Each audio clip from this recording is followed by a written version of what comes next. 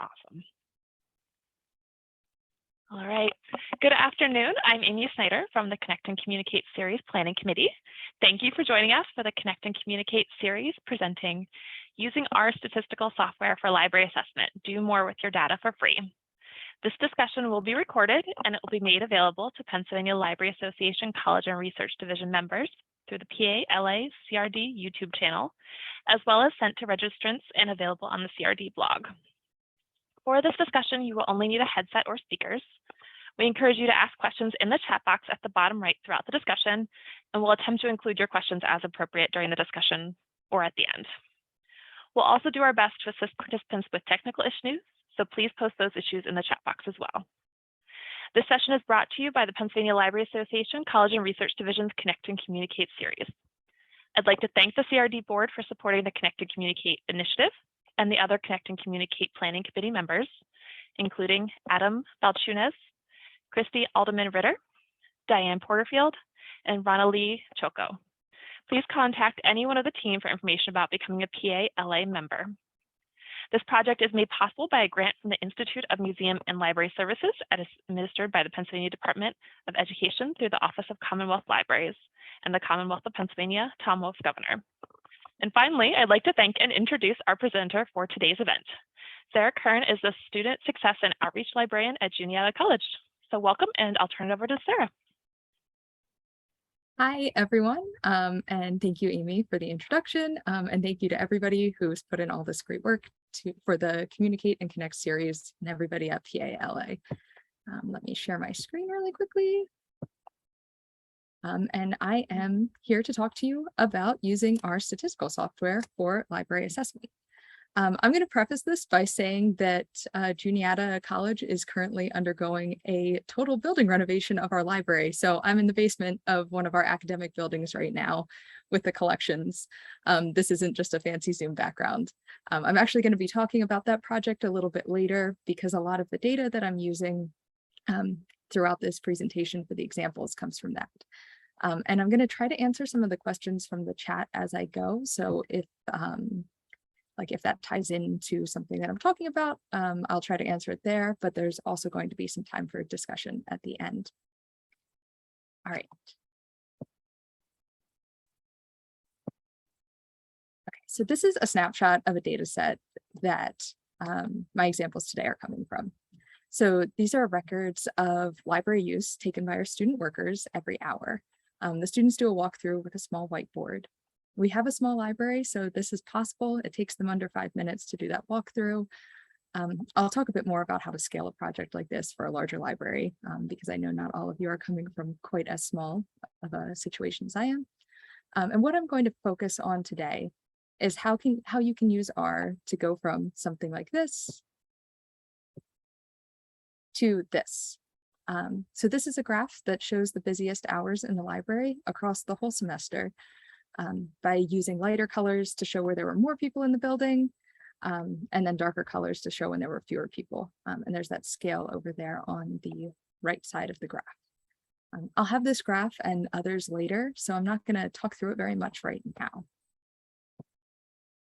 Okay, so here's my plan for the session today. I'm going to start by talking about how I started using R and why I continue to do so. I'm not an expert R user, so let me make that clear from the start.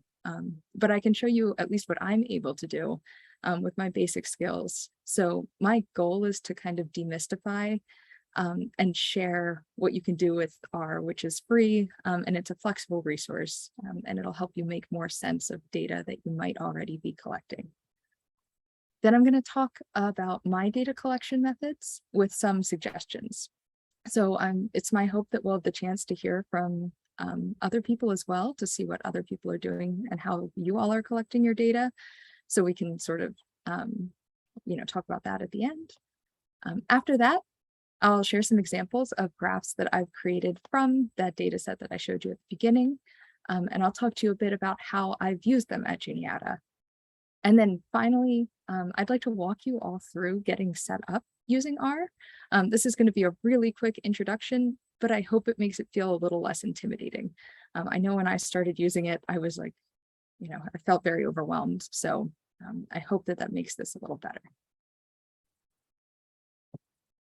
All right, so jumping right in, why R? So at its core, I think the best assessment tools are the ones that you'll actually use. So that's why R has worked well for me. I had the opportunity to take a class on R while I was working on my MLIS. And then I've been able to enhance those skills by taking some classes at Juniata since I work here. But there's other options. So there are other assessment and statistical options and visualization options. You can use SpringShare products. They do let you make some visualizations.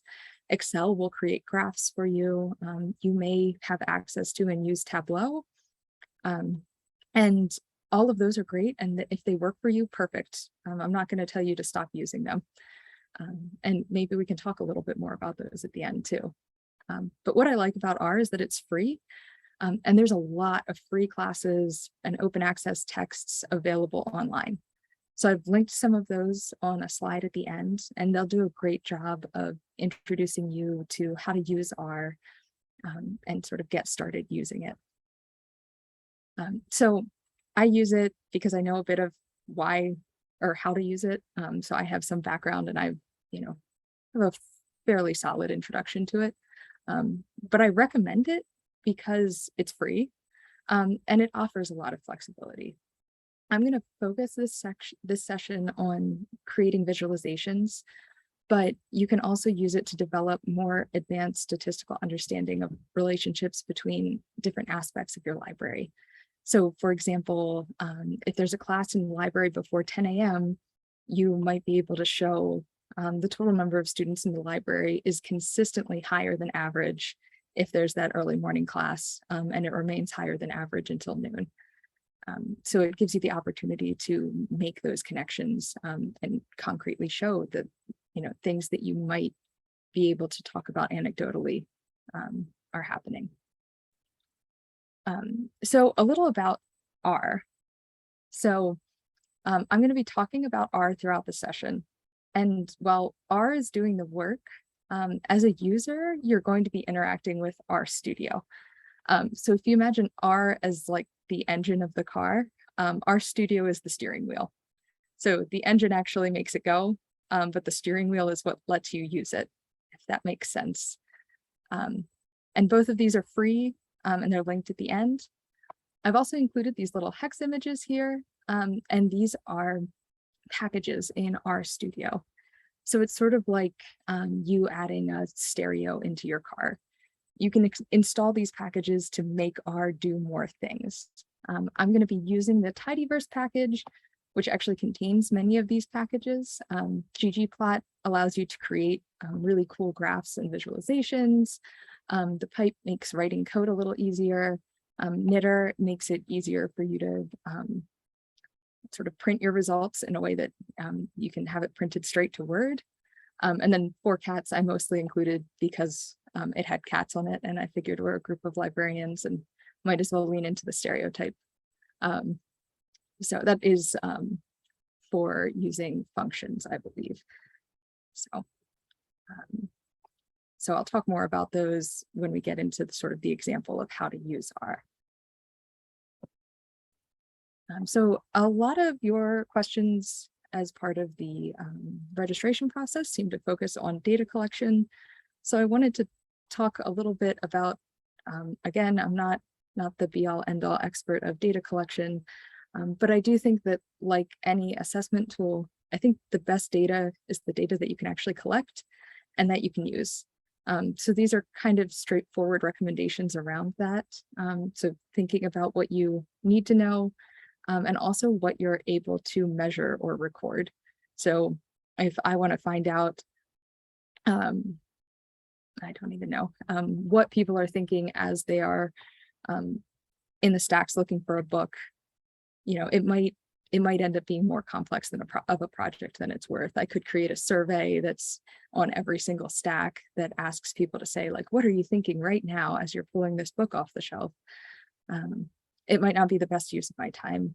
Whereas, how many people on average use the library in September? That's something it's fairly easy to collect and it's countable. I also recommend talking to, I said stakeholders, but other people that are invested in knowing about this data. So I like to talk to other members of our library staff. I'll also talk to the people. A lot of our data is collected by student workers. So I like to talk to them as well to make sure that we all understand that the questions, what the questions are trying to get at. So making sure that things are clearly understood. And then there's just a reminder that some projects might require IRB approval. And if you do need it, then you should get it. So this is how the data I used was collected. Some of you are probably using SpringShare already. SpringShare offers really great ways to record, analyze, and share assessment data. But sometimes SpringShare won't show you what you want, or the product might be out of your budget. We subscribe to some SpringShare products, including LibInsight. Our student workers collected and used this form. They did a walkthrough of our building every hour, usually on the half hour, to check for disturbances. So, make sure that nobody's trying to start a fire.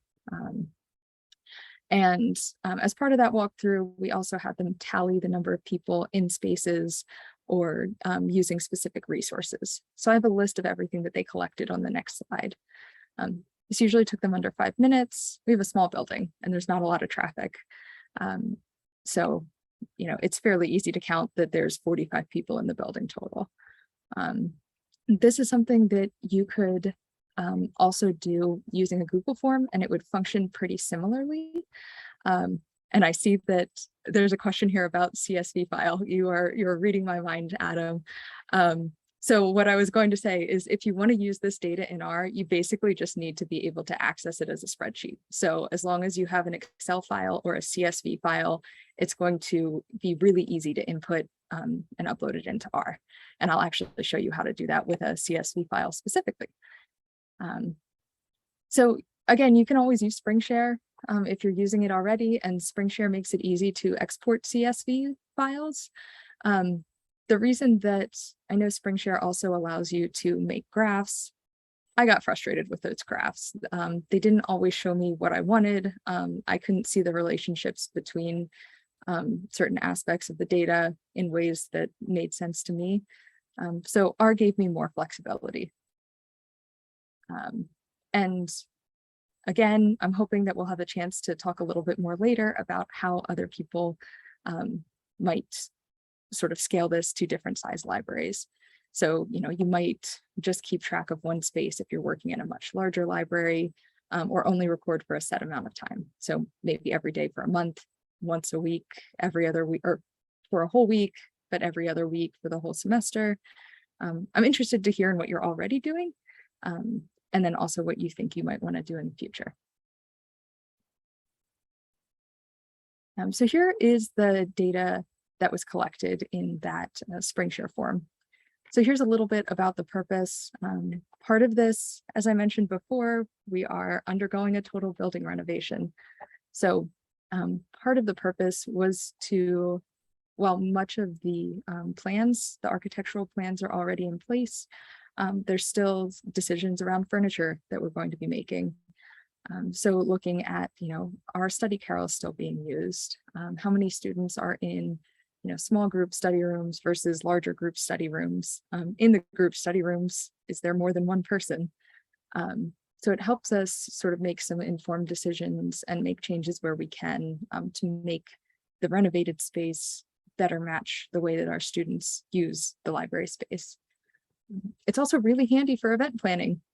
If so many of the people who stop by our events, most of the patrons are people who are already in the library. We don't have as many people like see a flyer and come in for an event specifically. So if I can see when the most people are already in the building, that makes it a little bit easier to have an event that's geared towards that drop-in style.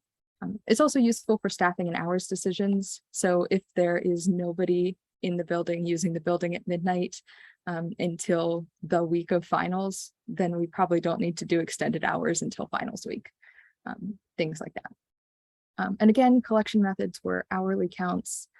student workers collected the data, and we used Live Insight.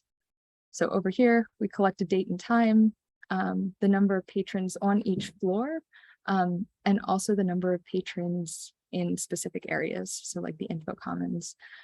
I also created a total column. So I used Excel to clean my data, and I'll talk about that later. I found it a little easier. I'll show you an example of what cleaning the data looks like in R. You can also do that in Excel, whatever makes more sense to you. But I created a live total column that gave us the total number of people in the building. We also kept track of the number of utilities in use. So were people using whiteboards? How many desktop computers were in use? Somebody had mentioned that they didn't think that anybody was using study carrels anymore, which was part of why we added that to this, the data we were collecting, because I was like, anecdotally, I can tell you that there's people at study carrels all the time, but I don't have any numbers to back it up. So we added that in, and then the microfilm reader just to keep track of it. There was also a space in this form for the student workers to report if there were any other disturbances or any notes. So, you know, like the roof is leaking, they would let us know and then also make a note of it. So then we'd know when it started. Okay, so right now I'm going to just walk you through a couple of the graphs, and then we'll have the chance at the end of the graphs for some questions before I show you how these are made. So these two are graphs that show the number of patrons in the library. This is the one that I had on that slide early on. As you can see, for both, they use the same color gradient for the total number of people in the building. And you can tell over the course of the entire semester, and again, these were recorded almost every hour that we were open across the whole semester, what days were the busiest and what hours were the busiest. So Tuesday afternoon or Tuesday evening and Sunday in the early afternoon tended to be pretty busy. I also found it interesting to look at the way the building is used across the semester. So this is when it's used by hour, but also by month. So August and December, the students go home for part of those months. So you would expect that there would be less use, but because December has finals week, it's enough that even though the students are gone for winter break for like the last 2 weeks of December, it still shows up as one of the busier times. And if I'm looking at this for event planning, so if I wanted to do an anti-procrastination night leading into finals week, I might want to do that, you know, later in the evening in November and maybe in October, but doing something like that in September might not make sense because it's not quite as busy then. And if I am doing this event in November, I might look here, and Tuesday evening would seem to make sense since that tends to be busier. These two graphs are an example of some flexibility that I did not have using SpringShare. So this is a case where I'm looking at patrons using both individual and group study rooms. I divided these by month, and I was able to remove all of the 0 results. So I can understand how these were used. And the reason I removed this is because most of the time, the way that the students use the library building, it tends to be in the evenings and on the weekends, so not during the day. So overwhelmingly, the number of patrons in individual or group study rooms was 0. So this let me sort of remove that and see when they are in use, how are they used. These individual study rooms just counts how many are in use because they can really only fit 1 person in them. And as you can see, they're really, while 1 is used, you know, even in September, by the time we get to, it's really only in October, November, and December that we see more than 2. And it's only in December that there's 4 being used. This patrons using group study room, I found also useful in a slightly different way, because this is a count of the number of people in our 3 different group study rooms. And so, you know, at most, you know, if there's up to 3, that is very often just 1 person using the big table in the group study room, so they can spread out their work and using that room kind of as an individual study room. So very often we only have each of them in use, or sometimes there are two people in one of them. So this is sort of helping us to think about how the future group study rooms there are group study rooms in the renovated building, but ensuring that there's a lot of different options for them so that if people choose to use them for individual rooms, they're available. But also making sure that there are a couple of rooms that have space for 8 or 10 people for the couple of times that there are larger group projects. So thinking about that. Here's my do people even use study carrels anymore graph. As we can see, yes, they do. This is another case where I took out when there are 0 in use, but it looks like they're actually pretty popular in September and in October. But then the times when we were sort of at capacity, I think we only have about 14 or 15 study carrels, was in December. So during finals into November and December, they get more popular. But realistically, it looks like at most, for most of the semester, 6 study carrels are enough. And using those and then reassessing when we have that new building open, if this continues to be enough, it's good to make an informed initial decision, and then not just have none, but maybe we have to get more later if they do prove to be really popular in the new space. This patrons using desktop computers has actually been useful now as well. So patrons are using desktop computers anecdotally for 2 reasons. Sometimes students will be using it with their laptop, and they'll have their laptop set up and maybe they're doing research on the desktop, or vice versa. They're writing their paper on one screen basically and looking stuff up on the other. But most often, and the reason that you'll see they are so popular in August, is students can print from the desktop without setting anything up on their laptop to print. So at the beginning of the semester, we often see students printing from those desktop computers. So as we're set up in this temporary location with our temporary information desk, we do have a printer. And looking at this, it was kind of clear that we needed at least one desktop computer to support that printer for students that might not have printing set up on their laptop, or for students that might not have a laptop. So they could print right there and then collect their print job. This also means that we should probably have at least one desktop computer in the new space, but also offer some options, multiple screens, additional circulating technology for students to use when they want to use a second computer for research purposes. So, this is sort of the accessible starting part of R. So you can use R for visualizations, but there's other things that you can do, and I sort of wanted to mention these here to give you some ideas of other directions you can go. So I do definitely want to do a post-renovation comparison. I also had been hoping to do kind of an in-depth furniture study.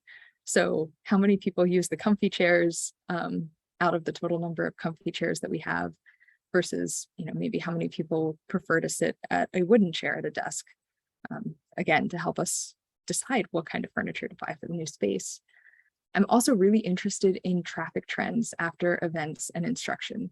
So are students more likely to stay in the building if they have a 9 a.m. class versus a 10:30 class? 10:30, they might leave and immediately go to lunch. And if they do stay in the building, are they staying around on the same floor as the classroom? Are they going to different spaces in the library? So making sure that those spaces are attractive to the students, and then also, that gives some options for passive programming there as well. I'm also really interested in the text mining capabilities of R. So, it can do a lot with a lot of data. I like to use collaborative documents when I'm teaching. And so I usually ask the students, like, when you think of a credible source, what do you think of? And they'll respond there. So I have a lot of slides that have students responding to what they think a credible source is. That's something that I need to put it into an Excel file or another CSV file to get it so I could get it into R. But I'd love to look at how first semester versus second semester students respond to that question, or a first year student versus a capstone student. So I have what classes they're from, and so I'd like to see how those answers change across their academic journey. I think this is also a great opportunity to look at instruction and outreach feedback. So as people are responding to instruction and outreach, R can go through and identify, like, they most often say helpful when they're taught, when they mention Zotero. They'll often say confused when talking about interlibrary loan. So you can still go through the data and add some more nuance to that, but it can help, like, okay, we need to make interlibrary loan more clear when we're teaching about it. Or, it looks like Zotero is really helpful. Let's make sure that students have that early in their career so they can build on those skills. So those are some directions, but again, there's flexibility and there's a lot of other things that you can do with R. So I'm going to pause for a moment and give you all a chance to ask questions. So I don't know if you want to use chat. It looks like Socrative to assess instruction. I have not. I actually don't know what that tool is. I don't know if you want to share.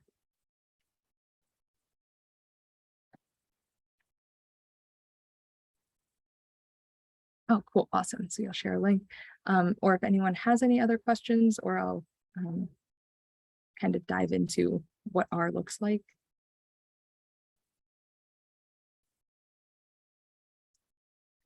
I think so. I haven't gotten to do a lot of work with text mining since the last time I was doing that was in 2018. So I think that it's in the Tidyverse, but I'm not positive, and I would double check. So it's something that I would do some reading on. There are chapters on it in some of, I think, in the R for Data Science work that I've linked. So I would double check and read up on that. I'm also the only librarian where I work right now. Yes, there is, Alyssa, there is a recording that will be available. Oh, thank you, Jacob. So in the interim, we are collecting some data. We're looking primarily at interactions at the information desk. So what kind of questions are people asking as they're coming up to the information desk? Are we getting a lot of directional questions? Are they reference questions? If they are reference questions, what kind? So looking mostly at sort of the information seeking practices and what sort of information we're providing. A lot less of the data collection is focused on use of library resources right now, although we are keeping an eye on like circulation as well.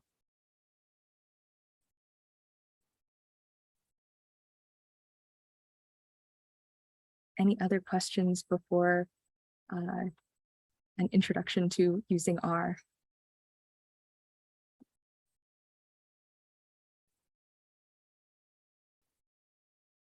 I mean, you can also keep typing them in as we go. So at the end of this presentation, I'll put a link in the chat to the slides where each of these are linked. So you will be able to click on these in the presentation. There's the R download is linked here, as well as the R Studio download. And then these are two texts that are open access. So R for data science and statistical inference via data science. They're both very helpful and they're great at walking you through, like, you've never used R before. Let's talk about what it is and talk about how we get you started with it. I've also linked the cheat sheets, which are very, very helpful. I'll actually show them to you in a moment. It's a really clear overview of like using ggplot, which is what you use to make graphs. So it's a great way to, like, it'll have a little picture next to it and you'll know what kind of graph you're going to get with that code. So let me close out of that. And here are the cheat sheets. So these are super handy. You'll recognize some of these little hexes. There's data visualization, dplyr you can use for manipulating tables, and you can tidy your data as well. So I might use this if I know that I have my instruction recorded and I know, what times and what we were talking about in an instruction session. And I might combine that with the data that the student workers are collecting on library use, and see, like, are people staying in the library? Do they tend to go right to the stacks after we've had a research class? So that allows you to bring two different data sets together, and it just needs a couple of things to match. So, if the dates and times are there, that makes it a little easier.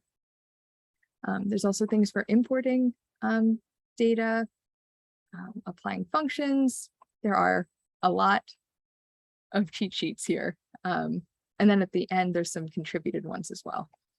R has a really great community of people that are using it already, and they're helpful. They'll answer questions in forums and provide support that way. So that is really handy. And very often, if you have a question, somebody else has already had that question. So you will probably be able to find at least the start of an answer to your question that way. So when you go to actually download R, you'll go to rproject.org, and you'll click on download R. And then you have to select basically the Cranberry that is closest to you. So there's two that are in Pittsburgh, Pennsylvania.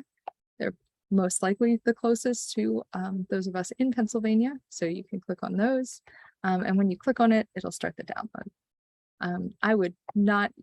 You'll want to select all the defaults, and then you don't even really need the desktop shortcut, because you're not going to really use R by itself. What you'll use is RStudio, which you'll go to products here, click on RStudio.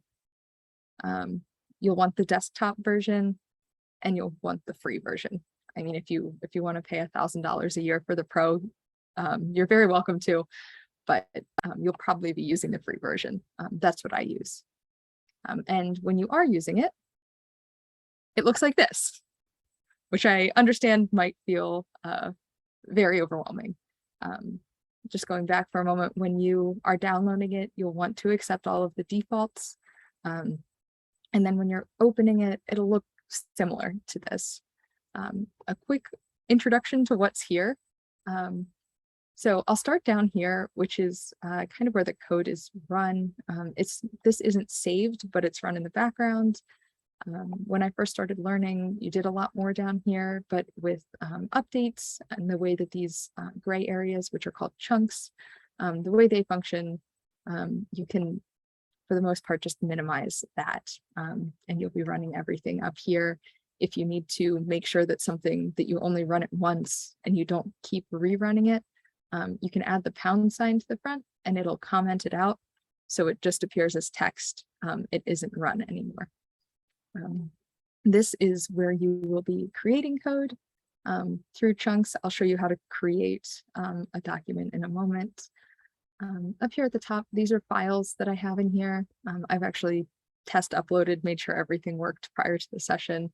But you'll see fall 2021 library use statistics, and then I renamed it as libstats and did a little bit of cleaning. So there's fewer observations.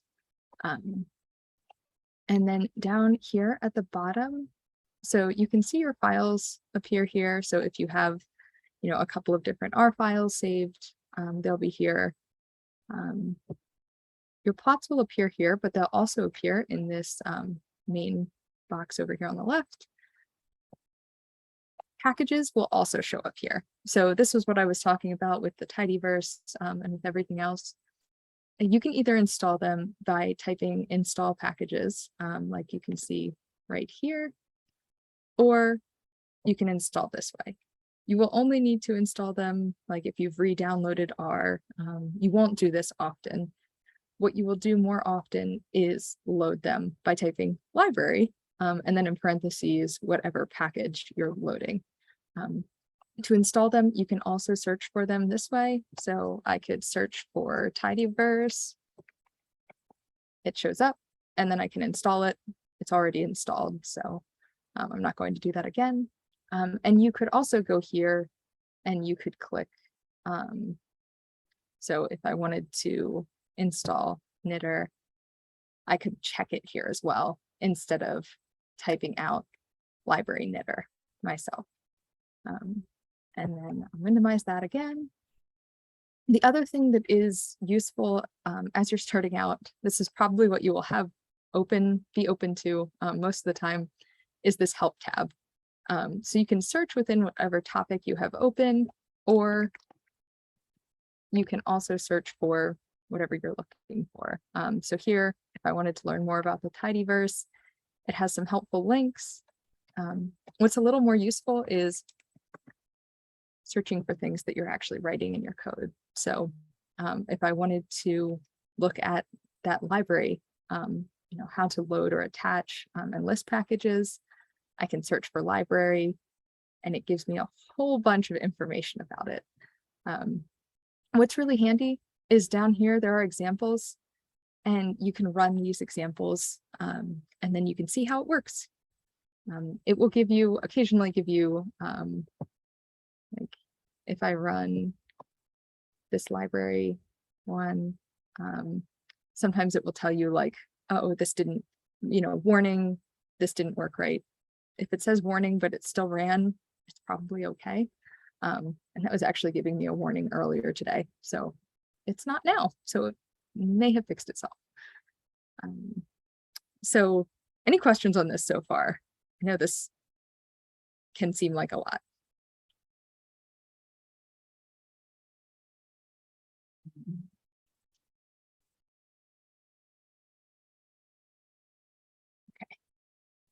Okay. Once you're there, the way that you create a new file, so if you click on file up here, you'll want to start by creating a new project. I generally don't save the workspace image, and you'll create a new directory. This basically gives you a folder where everything that you're working on, if you create new projects, they'll be saved in that directory, and then they'll show up in that list over there. So you'll click on your directory, and then you'll probably be doing new project, and then you'll name the directory. So it might be library assessment 2020, 2021. And then you'll probably want to browse and add that into one of your folders. Yes, I would say you are very likely to break things as you're building them, and you really only know, you're really only learning what you do. That is what the two texts that I included are basically, you're going to learn how to do what you do. So it's great because you can be really great at visualizations and you don't really have to know a lot about the statistics. Or if you're interested in the statistics, you can do a lot with that. But that one has a little bit of a steeper learning curve, and I didn't really want to focus on that here. It's also a lot less showy. So showing like, yes, and the R value of this, confidence intervals, etc., doesn't look quite as fun as, look at this graph, you can see when study carrels are in use. And I think that for much of what we do in libraries, these visualizations are probably going to be enough for us to assess the way that things are being used. If that answers your question. I hope so. Once you're there, if you're creating a new file, I'll go to new file, and then you'll want to do R Markdown. They're really easy to export. You'll give it a title. I'm going to call this one example 2. It's by me. The default output format, if you're going to use Knitter to export it, doesn't matter because Knitter will let you select and you can export. I usually use Word.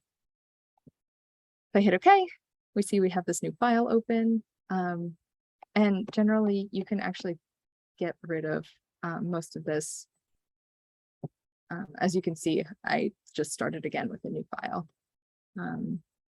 You start by installing packages.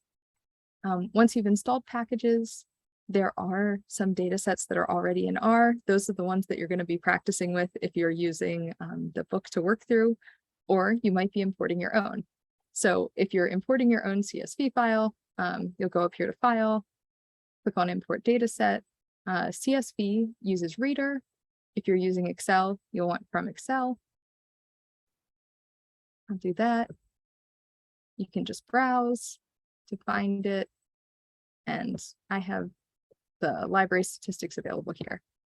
I hit open, it'll take a minute, and there I have the preview. If you don't want to keep doing this, you can copy and paste the code down here. I had added the library reader at the top, so you might not want to copy and paste that, but I could copy just that. I'm going to hit cancel because I actually have that code here already, and then I just have to hit the play button to load it. So it pulls up there. I can look through it. Here I see a warning. Then right here, I'm using this less than and then dash to rename it. This keeps me from having to type this out every single time. So it saves a little bit of time. If you notice things aren't working, double check that everything is spelled correctly. R is case sensitive. I did also want to include an example of some of the data wrangling that you can do in R, with the recommendation that if you are more comfortable in Excel, Excel might be easier for you. So this is an example of me separating date, which in this case included month, day, year, hours, and minute. So this separates it into separate units so that I can look at a column that is just month. And then I can compare that month column to how many people are in the building. This changes that name so that it's numeric, so that they'll show up in order. This removes some rows that had NAs. NA can sometimes stop your code from working in the way that you expect it to. And then this one gets rid of row 988 because it weirdly had a couple sums of just some of the columns. So when I run that, it'll clean it up. You'll sit for a bit while it runs. And then I wanted to show examples of how I made some of the graphs. This is just two graphs with one variable. You can see here, I use ggplot. I select the data that I'm using. And then geom histogram is going to be basically a bar chart, depending on the type of data. So this is categorical data, so not numeric. I use geom bar. Geom histogram is for numeric data. And then you basically add an aesthetic that is X equals whatever column you want to graph. These lab sections are just adding titles. And while this looks intimidating, it's sort of like copy cataloging in that, especially when you're starting out, you'll copy paste change a lot. So, for this, if I wanted to, look at the first floor total, I would just copy this.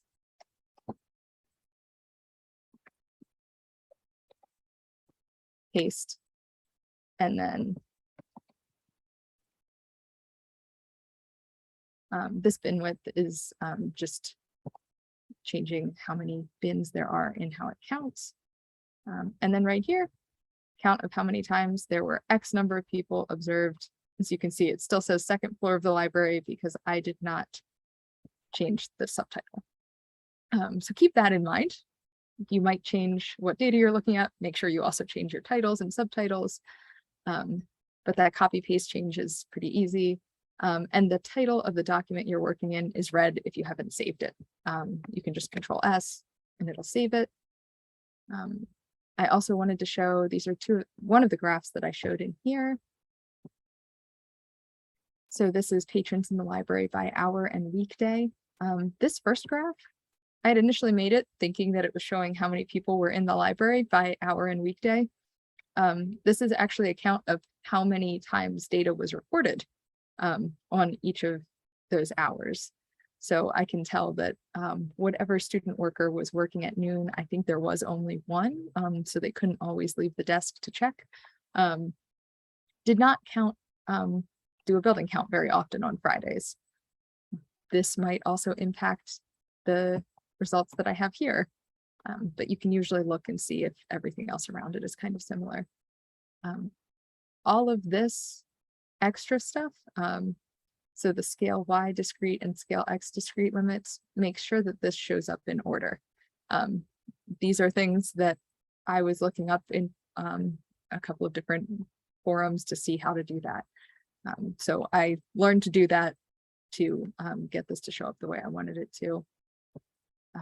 And then up here, this first one, because I did not, again, you see this ggplot mapping, the X is weekday, the Y is hour. In this first one, the fill equals N means that it's the number, so it's counting how many observations there are.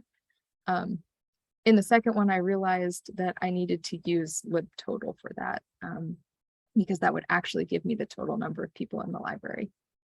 And then to wrap it up, before I hope we maybe have some time to chat, I do also want to mention my computer clock is about 10 minutes off. But these last two are examples of graphs that they run, but they don't really tell us very much. So this is one, you can see the months show up in incorrect order, which I could have fixed, but there's a lot, kind of too much going on here. So this is showing the day of the week, the total number of people in the library right here. The fill is how many people were using study carrels on that day of the week when there were that many people in the library. You could put a whole bunch of variables in it, but this doesn't really tell me very much about how the library is being used. Similarly, this graph, so this code is pretty straightforward. I'm using the libstats data, and I'm looking at the first floor total and then the study carrels. So when there are 10 people on the first floor, how many study carrels are in use? It doesn't, I mean, you can look at it and you could learn things like, okay, well, sometimes when there's 10 people, it looks like there are 6 study carrels, which is great, but it didn't really tell me as much as I had hoped that it would before I made it. So you'll make a lot of graphs, even if you're not breaking things as you're building them. You'll make a lot of graphs that just you realize when you see them that they don't make sense, and that they're not really telling you anything. So that's another a warning, I guess, or maybe it's kind of exciting. You can build some things and see how they go. So, all right. Any questions on any of this? I tried to scale it a bit for people who might not have used R at all, but also to maybe, hopefully people who have used it before might have also thought about things a little differently. Are there any questions, or does anybody want to talk about how they do assessment at their library? So while you're chatting, typing, thinking, I'm going to put a link to our evaluation form in the chat box in case you need to leave. It's important that you take the time to fill that out because we're required to submit evaluation data as part of our LFTA grant application. So if you do need to leave, go ahead and fill that out for us. That'd be awesome. But also feel free to put things in the chat box. I'll also pull a copy of the slides.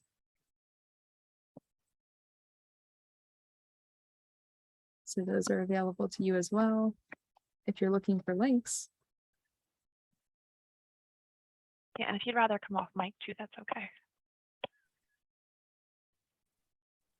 That is a good question, Eric. How much time? I think it depends what you want to do.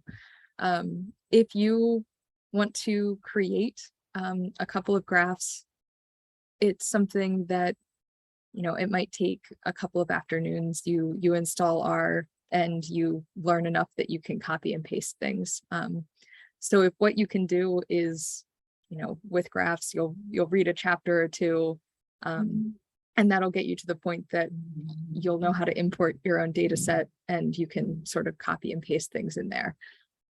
That being said, you'll probably be editing, making sure that data set works in Excel first. You won't be doing data cleaning in R, and you'll need it to be clean enough that it works for you. So you might go in and anytime it says NA, you change it to a 0 in Excel. So, if it's kind of straightforward, you might be able to do it in a couple of afternoons. Moving beyond that, it'll take practice, and it kind of depends what you want to do. So I would probably spend, while I'm really comfortable with visualizations and some of the statistical work, it would probably take me a week or two to get up to speed on doing something with text mining. So to get to the point that I felt like I could do that project. Oh, awesome. You're also doing a renovation. So I hope that this is helpful. What can be considered for when data, aside from training? So Jacob Gordon asked, aside from training and reminding, what safeguards or workarounds have you considered for when the data wasn't recorded? That is a really good question. And it depends. I know it's a great answer. It depends when it wasn't recorded. But I usually would look at, the hour before and the hour after if I want to get a sense of, well, if it's 4 people in this space the hour before and 4 people in the space the hour after, there were probably 4 people in there in that middle hour that wasn't recorded.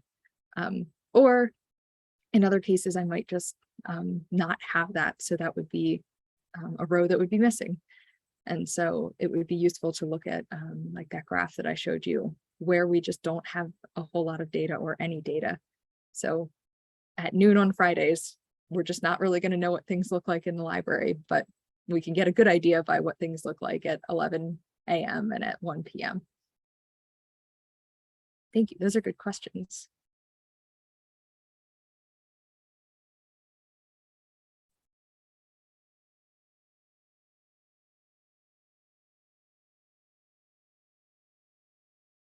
Is anyone else renovating? It does seem to be the post-COVID. So I have shared this data with, so the renovation is, the library is going to be, it's officially a learning commons, and we'll have digital learning in there as well, and some other offices, but it's mostly in terms of talking about what we want the space to look like. It's been a library digital learning collaboration. So I've shared it with the people that are working on the project. That does include our chief information officer, which makes Anne sound very fancy.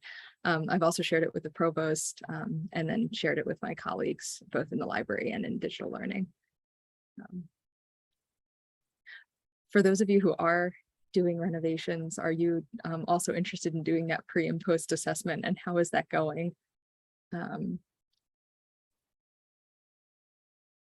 It looks like Eric said, wondering if you're using qualitative data like focus groups to complement this data, maybe identify new uses. I like that a lot. And I know that there were some focus groups during the architectural design process. With COVID and everything, we've had some staffing changes. So there's less capacity for doing that like this year, but I'm hoping as we're moving forward that there might be some options for seeing how people are using the space and then what they'd like to see in the new space. I do have a series of pictures of whiteboards that are, what would you like to see in the new space? So those might be useful for that. Yeah, the shift to the learning commons. I hope your focus groups go well. I think we got some really good feedback. It's just been a couple of years since we've talked to the students. So at this point, I think it is a whole new group of students there.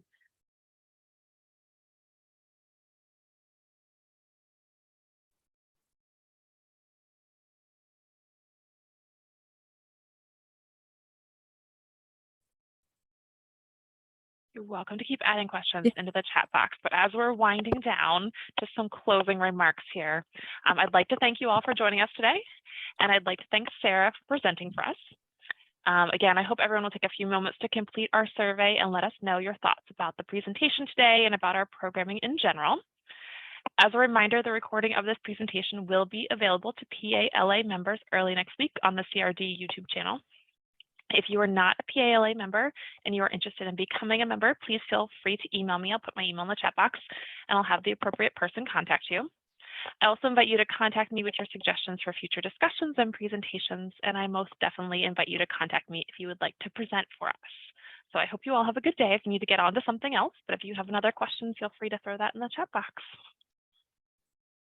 And thank you all for your attention and your good questions. So I see a question about the cheat sheets. If you go to slide 16, it will have a link to the cheat sheets, as well as 2 books, R for data science, R for statistical inference via data science, as well as the R and the RStudio downloads. Awesome, you see the link. Excellent. I hope those links work.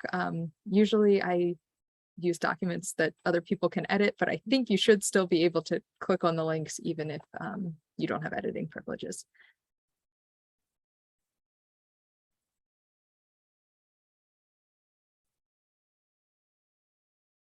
Again, thank you all. The questions were great. I hope that you got something useful out of this.